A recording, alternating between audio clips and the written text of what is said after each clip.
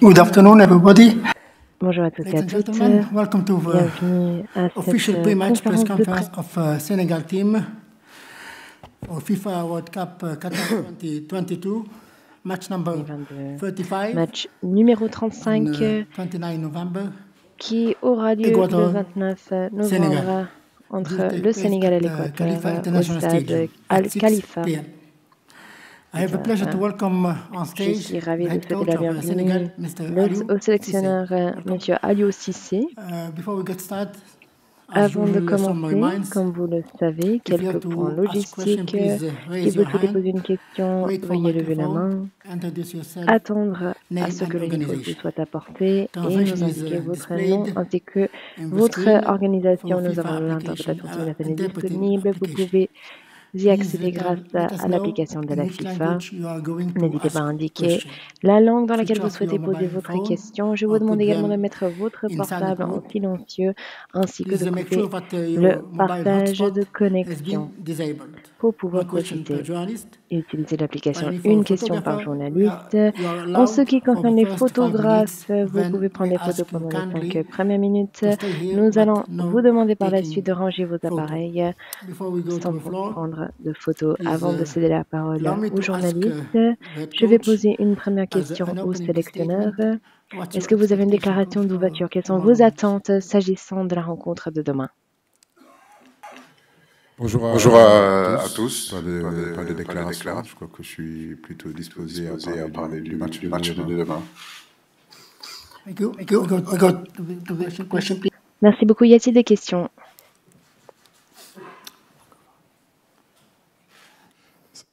صباح الخير. سؤال باللغة العربية. Bonjour, question en arabe. أليو سيسي. هل يمكن أن تكون Ma نتيجة question est pour le sélectionneur. Est-ce que vous avez vu la victoire du Maroc hier? Le Maroc a battu la Belgique. Est-ce une source d'inspiration en tant qu'équipe africaine? Est-ce que vous allez faire la même chose demain contre l'Équateur afin de progresser dans cette compétition? C'est l'objectif, féliciter le Maroc, parce que c'est une très belle victoire, effectivement, contre la Belgique. Donc, oui, ça peut être une source d'inspiration pour nous, dans la mesure où il nous faudra impérativement gagner. Donc, féliciter vraiment cette équipe marocaine et puis son entraîneur et l'ensemble des joueurs. ¿Qué tal? Por acá, profesor. ¿Qué tal? It's here, in Spanish. Bueno, profesor, en consideración del partido del último que vimos contra Senegal, ¿qué variantes veremos contra Ecuador? ¿Y cómo lo ve Ecuador después de una buena participación, habiéndole ganado a Qatar y por supuesto haberle empatado a Holanda? Comment vous allez les battre demain? Merci.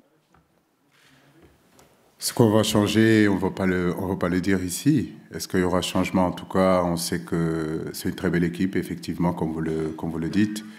Maintenant, nous savons qu'il n'y a pas de calcul à faire. C'est un match qu'il faut impérativement gagner pour pouvoir avoir la chance de continuer cette aventure-là. C'est une équipe qu'on respecte, effectivement, mais comme je l'ai dit, nous l'avons bien préparée et nous espérons en tout cas avoir la victoire demain, Inch'Allah. Bonjour, c'est Papa Djibril Gaye, journaliste au quotidien Source Sénégal. Coach, déjà peut-être, j'aimerais savoir comment vous gérez un peu cette pression, parce que si on vous dit vous gagnez, vous restez dans la course, vous perdez, vous rentrez à la maison, peut-être ça peut être une pression supplémentaire. Comment vous gérez ça et comment l'équipe se comporte de manière générale? Merci.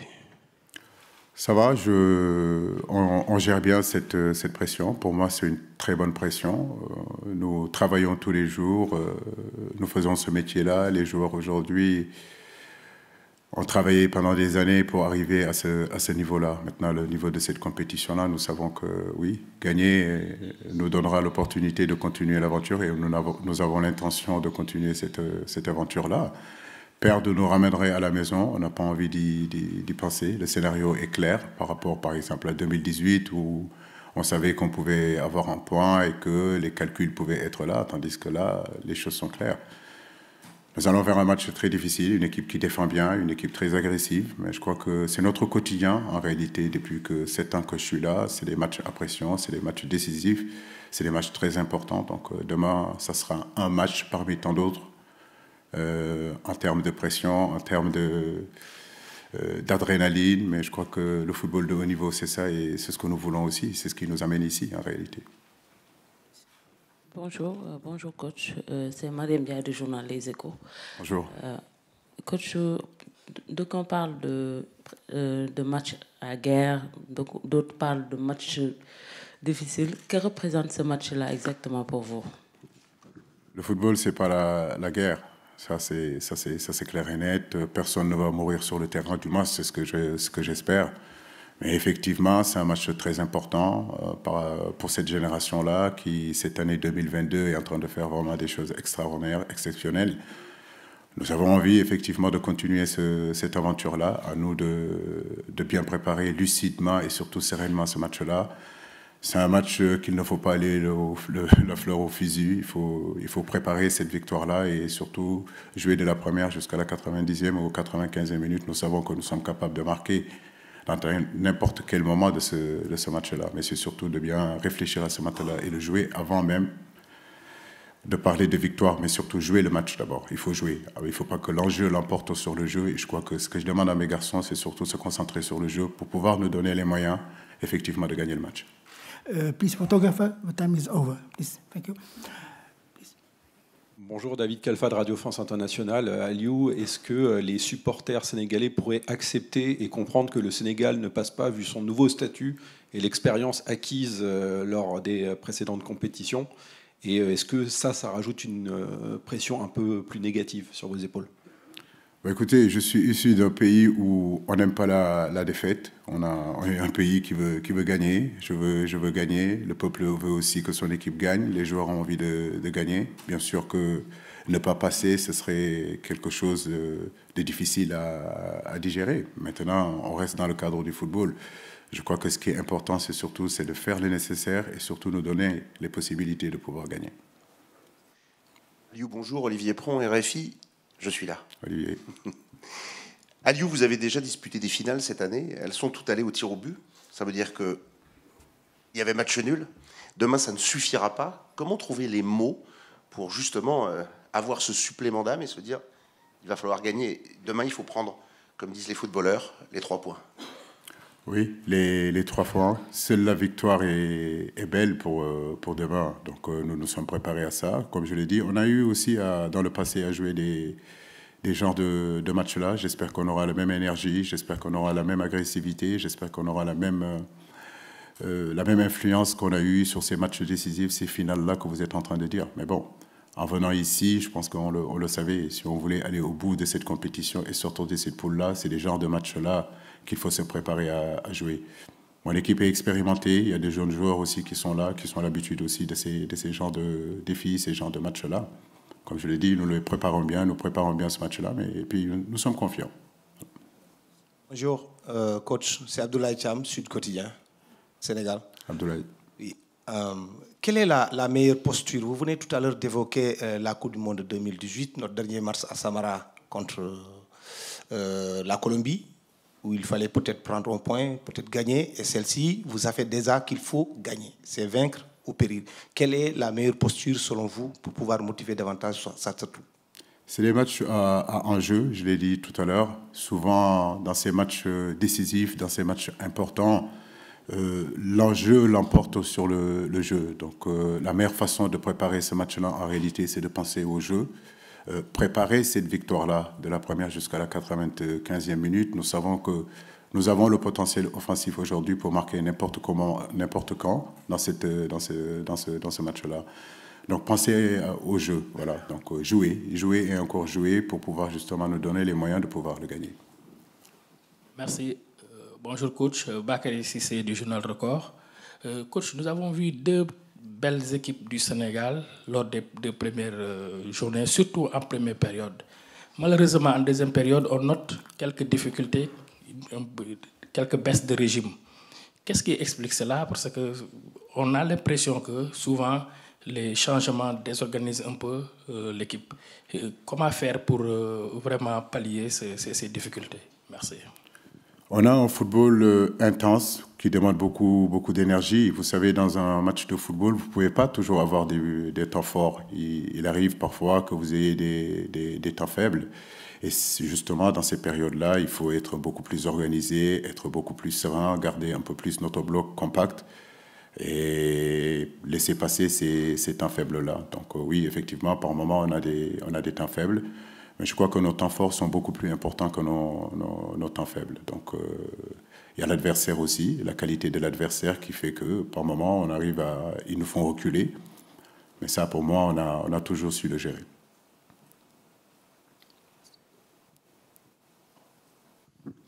Bonjour coach, Fouad Smaïl de RixFM. Je vais revenir sur le 2018, cette élimination contre la Colombie.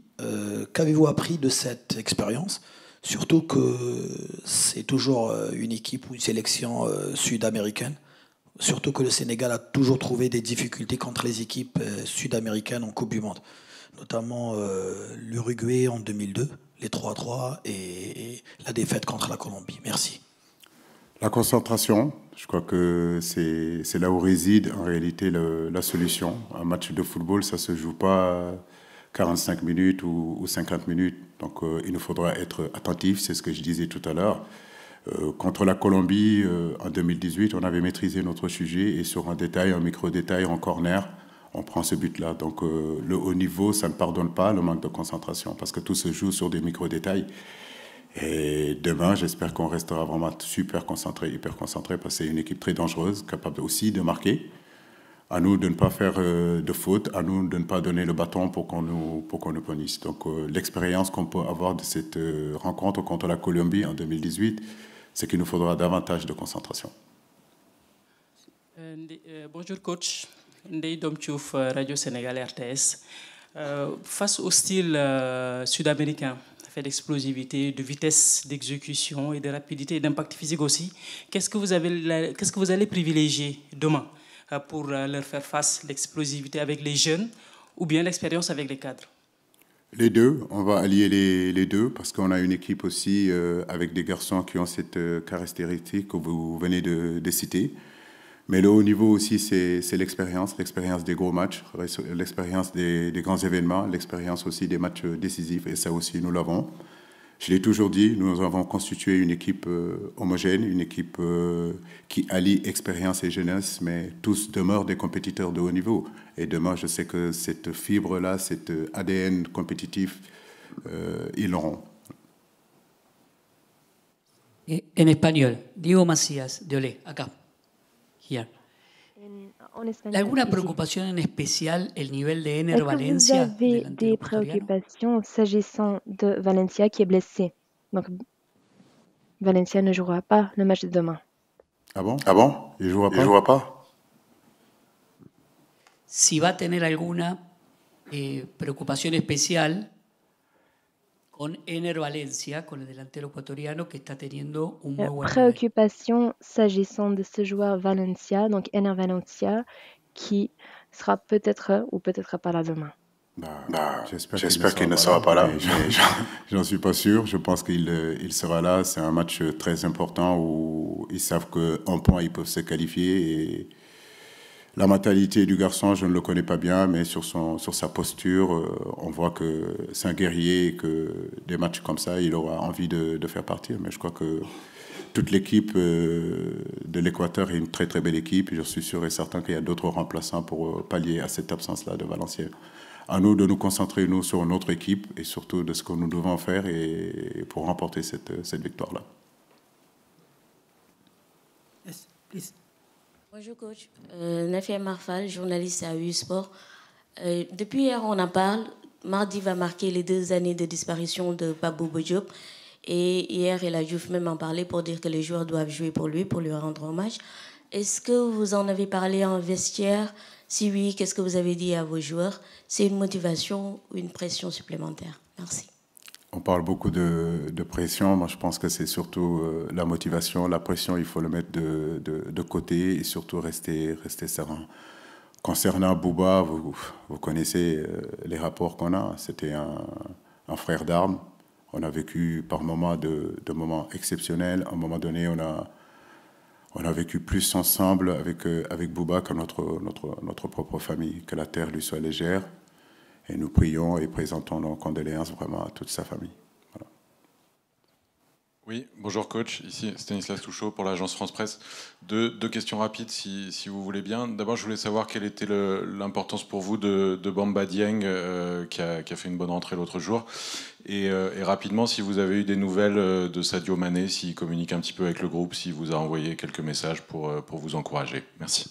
Oui, Sadio est toujours là, donc même si on ne se parle pas, c'est vrai que moi je suis très occupé, mais chaque fin de match, il envoie des messages, donc il est là. Bamba, oui, comme d'autres qui sont bien rentrés aussi, je peux citer Iliman, je peux citer des garçons comme Pape Matar Sarr. Aujourd'hui, c'est ça aussi la qualité de ce groupe-là, excusez-moi, donc où on a en profondeur de banc, où les garçons qui rentrent apportent plus, et je crois que c'est cette mentalité qui est très importante. Même si on sait que rentrer dans un match, ce n'est pas facile, mais jusqu'à présent, chaque fois que Bamba est rentré, il a pu nous apporter quelque chose, et saluer vraiment la mentalité de l'ensemble de mes joueurs. Bonjour coach, Khalifa Babacar Gueye, journaliste sénégalais. Bonjour. Voilà, donc vous avez tantôt parlé d'un match avec intensité, engagement et tout. Et on sait que la plupart des joueurs, en tout cas plusieurs joueurs, sont sous le coup d'une menace en cas de carton jaune. Alors comment alliez-vous ça? Comment gérez-vous cette situation-là qui pourrait constituer un frein à main pour certains? Merci. Écoutez, un footballeur professionnel, quand il rentre sur un terrain, il ne peut pas et ne doit surtout pas penser à sa propre personne, mais surtout penser à ce que l'équipe a besoin et ce qu'ils doivent faire pour l'équipe. Donc je crois que les garçons, même s'ils ont des cartons, ils savent que le besoin immédiat aujourd'hui, c'est de se qualifier. Ce n'est pas de penser comment se fait le prochain tour et penser à leur carton.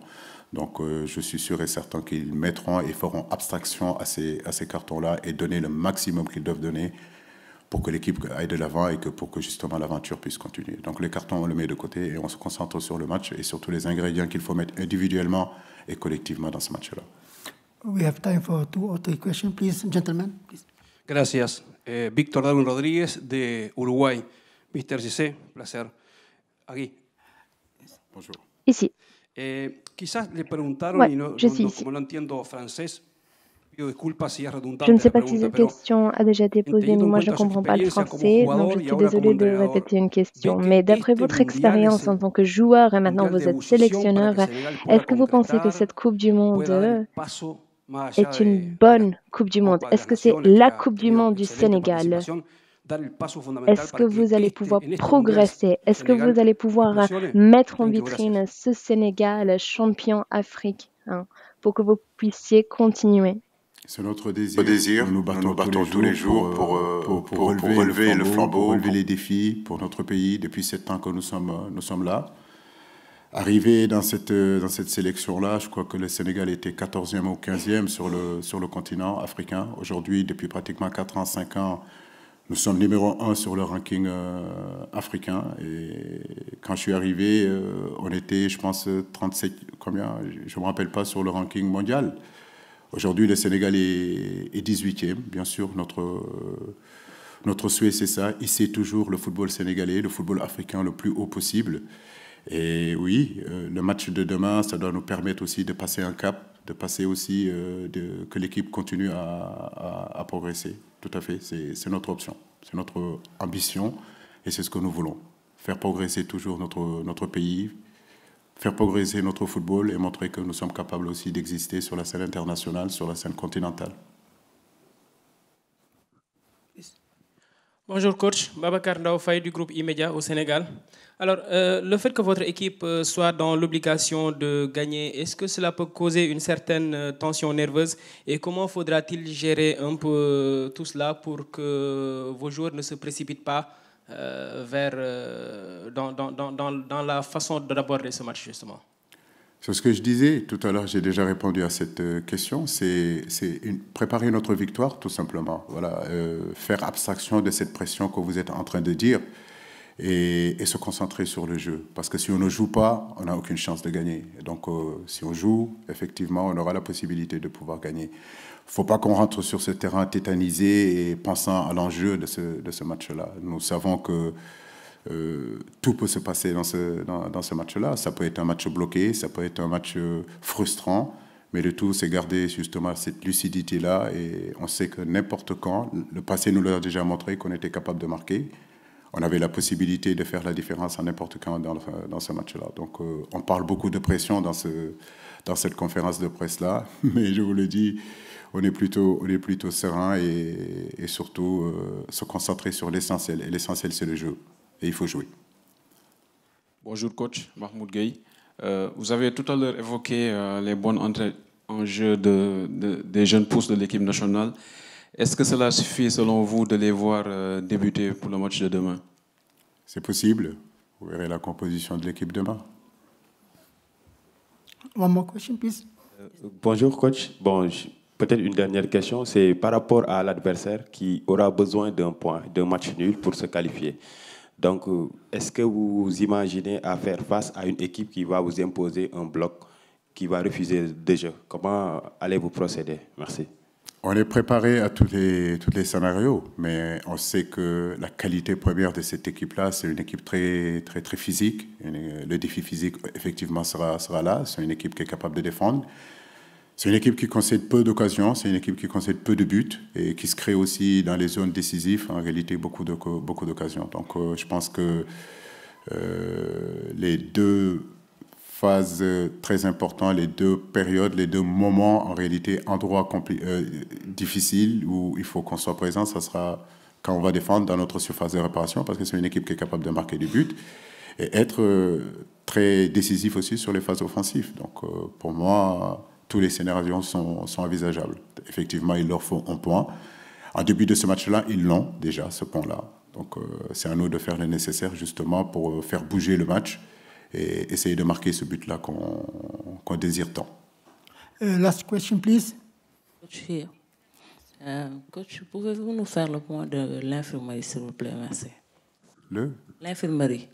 Ça va, on a remarqué le retour de Ballo Touré. Donc l'équipe, tout le groupe est là, à part Chérou qui ne sera pas là parce que bon, il est blessé et ça va être juste pour ce match-là. Sinon, l'ensemble des Lions sont OK. Je dispose de l'ensemble de mon groupe. Thank you. I remind you for official training session of the Senegal team will be held at 4 o'clock in the high training site number 2. Au site 2, à 16h, les médias vont pouvoir assister pendant les 15 premières minutes. Merci beaucoup de votre assistance, de votre attention.